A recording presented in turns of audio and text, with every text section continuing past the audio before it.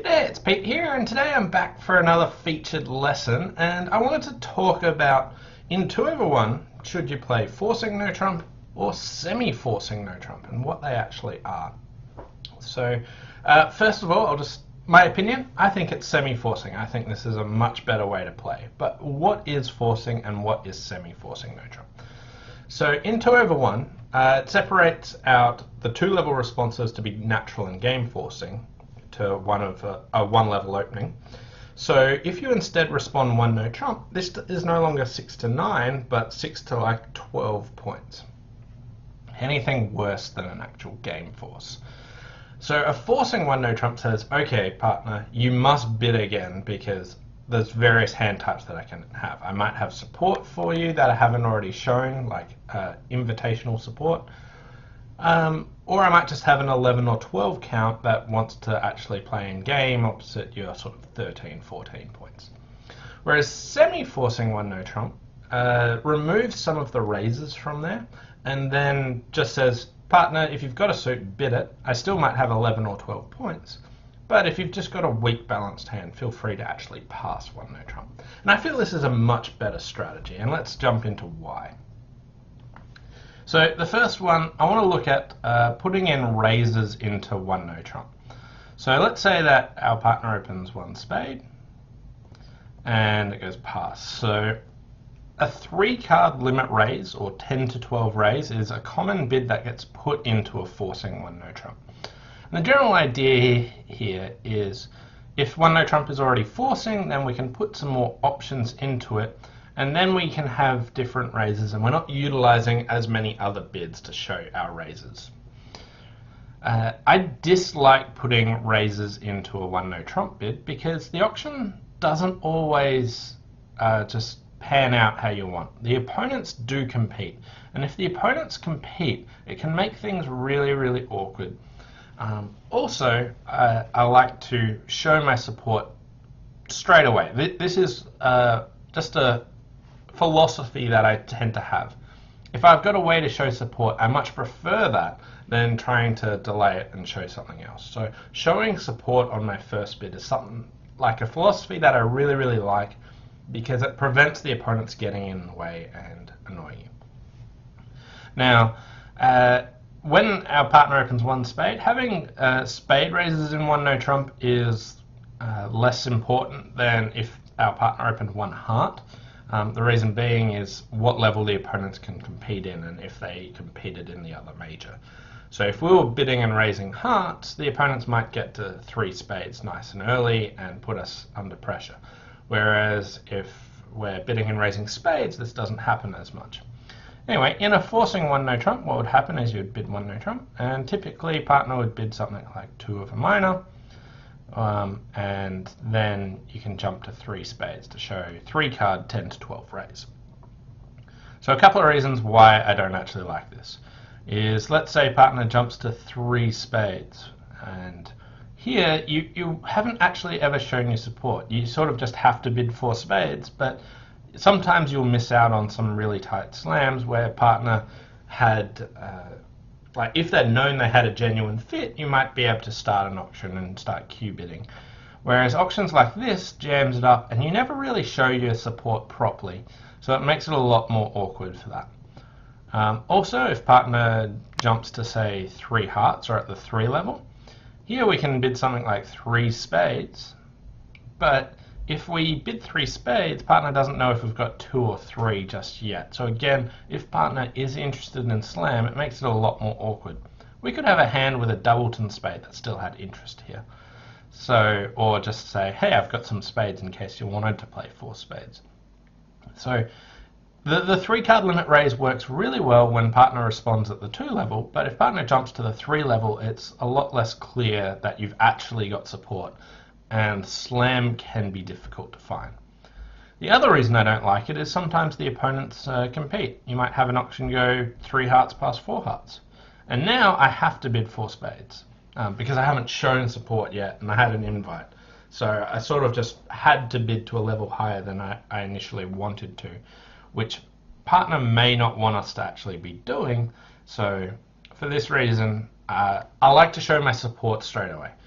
Set because of two reasons. Firstly, partner doesn't always make the bid you want them to make, which makes it hard to show your support later sometimes. And secondly, if the opponents get in the way, sometimes it crams you up. And if we had hearts, the opponents might have gotten to 4 spades before I got to show my heart support, which then if partner was thinking about bidding to the 5 level or something like that, it makes it a lot more difficult. Also, I'd feel that I have to double or do something a bit more because I haven't shown my invite with support. So it's quite tricky here. So first of all, I like removing the 3 card limit raise out of the no trump because there are lots of ways that this can actually go wrong. The second thing that I don't like about forcing no trump is having to make up suits. So let's say we open 1 spade, partner bids 1 no trump, and we respond. We now come to our rebid. So what do we want to do here? If 1 no trump is semi-forcing, can be up to 12 points, but doesn't have a fit for spades, I'm not interested in game opposite 12 points, so I'll just pass and let it go. And we stop there, and this is probably a fine spot to actually play. Whereas if we're playing forcing no trump, I have to bid a suit. So I have to bid my cheapest playable minor, so I'd bid 2 clubs. I don't like making up suits I don't like having to make up suits. Making up suits is a way to solve some issues, but I don't like creating a system where I have to routinely make up a suit. I want that to be a rarity. It doesn't feel natural to me to be having to bid 3 card minors and things like that. And let's jump over to the other side and look at what we're meant to do if our partner responds, if we know it could be a 3 card suit. So here, if it goes 1 spade and we bid 1 no trump, and partner bids 2 clubs. So here we might or might not have a club fit. So if I might choose to pass here in preference for clubs rather than spades, but then if the opponents compete in diamonds, am I now entitled to compete to 3 clubs? But this could be in a 4-3 fit. Whereas if I know my partner actually has a club suit, then I'd be much more willing to play there. The other issue is choosing, do I want to play in clubs or spades? I see the robots do this a lot, and I see other people do it a lot, where they just correct back to spades because they're worried their partner has only 3 card clubs. Such as if we didn't have such good club suit here. If we swapped the king of clubs with the 4 of spades, then people might want to go back to 2 spades rather than actually play in their club fit.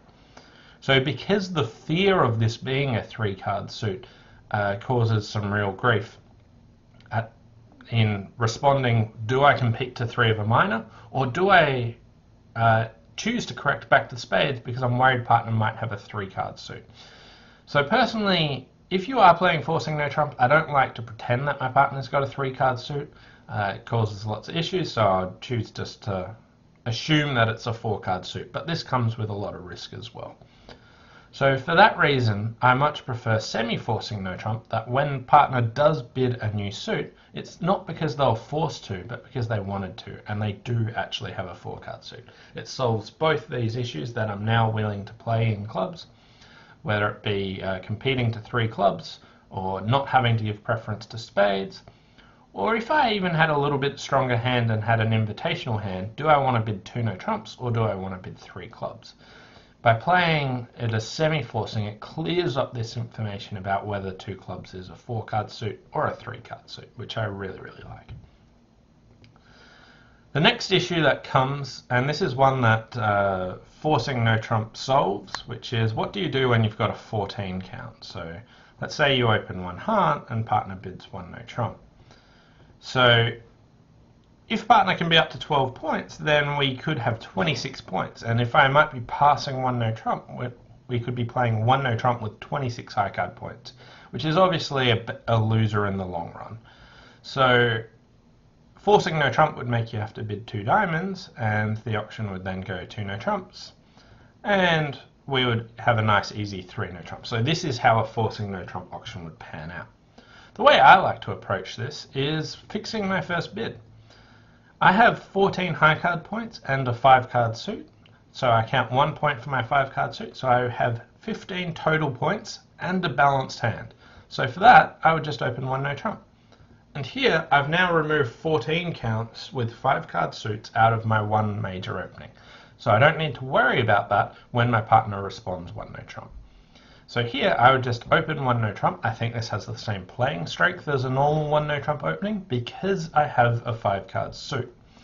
So I'm very happy to open 1 no trump, and then for that I don't need to worry about when I open 1 of a major and my partner responds 1 no trump. So 14 counts I routinely upgrade into 1 no trump because I've got a 5 card suit. I think a 5 card suit's worth a point. So this has the same playing strength as a 1 no trump opening. So I open 1 no trump ahead of time and don't have this awkward option of it go 1 heart past 1 no trump and having to choose what I need to do with my 14 high card points and a 5 card suit, because if my partner has 11 or 12 points, I want to be playing in game. The next one is, what about if I've got just like 11 to 13 balanced? So here I've made my hand just a little bit weaker. So if we had this auction go 1 spade and my partner bids 1 no trump, if we're playing semi-forcing no trump, what I'd do is I'd tend to just pass. There are the occasional game contracts that we will miss, but I'll come back to that later. If we're playing forcing no trump, the auction would proceed something like 2 diamonds. I'd have to bid my 3 card suit again. And partner can bid 2 no trumps showing 11 or 12 points. And now we bid 3 no trumps. So the forcing no trump will get us to 3 no trumps here, whereas semi-forcing no trump would allow us to pass 1 no trump. So whenever partner's got 11 or 12 points, I'll be playing 3 no trumps. Whereas in semi-forcing, I'd be playing in 1 no trump. Now, I don't see this as that great of an issue, and this comes back to when I like to accept invites and when I don't like to accept invites, or what choices I really have. So at this stage, my choices here are, do I want to play 2 no trumps or do I want to play 3 no trumps? 2 no trumps is a terrible contract, and you almost never want to play it, and you would accept this invite routinely, unless you had a very bad hand.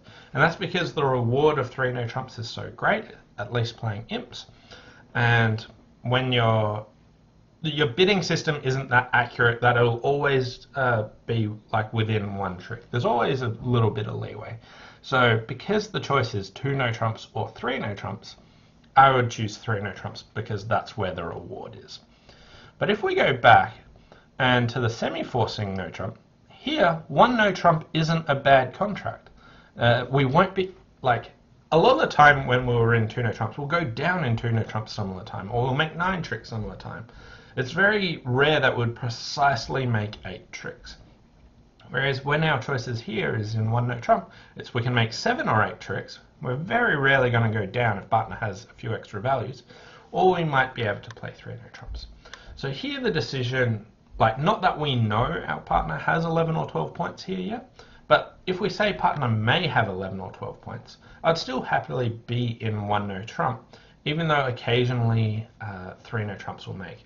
And this is because I'm at the lower level. I'm not in a bad contract already where I have to now accept a 3 no trumps.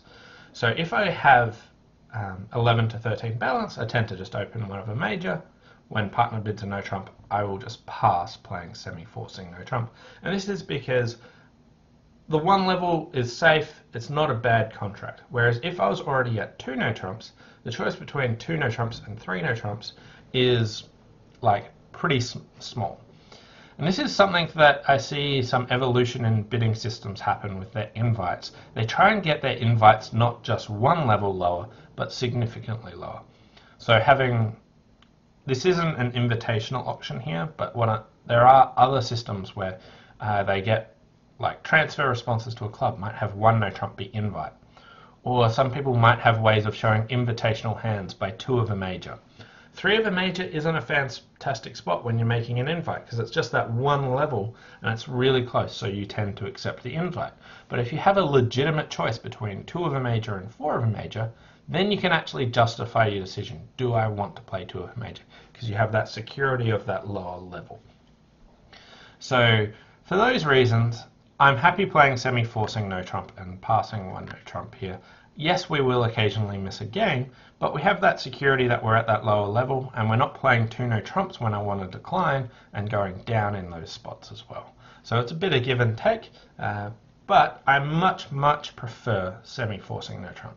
So a quick recap of why I prefer semi-forcing no trump. First of all is removing the raises from the one no trump response, because sometimes opener doesn't bid what you want them to bid, and they might make jump raises and it's hard to show you the hand, or otherwise the opponents might get in there and make it awkward for you to actually show your support at an appropriate level. Next thing is I don't like having to make up suits routinely.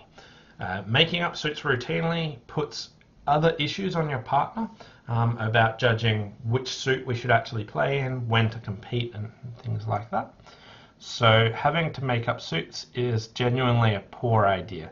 So I don't like designing a system where I must make up a suit. There will be times where I'll make up suit to solve the problem, but I don't like routinely having to make up a suit just because my system says I should. Then 14 counts in one no trump. So if I have a 14 count with a 5-card major, which has opened one of a major, then if partner responded one no trump, which had up to 12 points, I'd have to bid a new suit because we could have 26 points. But 14 points with a 5-card suit, I will routinely upgrade this into one no trump because I think they have equivalent playing strengths. Then the final one was semi-forcing no trump, where you get to pass a no trump where you may occasionally make game, but your choice there is between letting them play one no trump or choosing between playing 2 and 3 no trumps. And having that lower level actually gives you a genuine choice. Anyway, thanks for watching. Hope you enjoyed this lesson on should you play forcing no trump or semi-forcing no trump when playing 2/1. Thanks for watching, and I'll see you next time. Bye for now.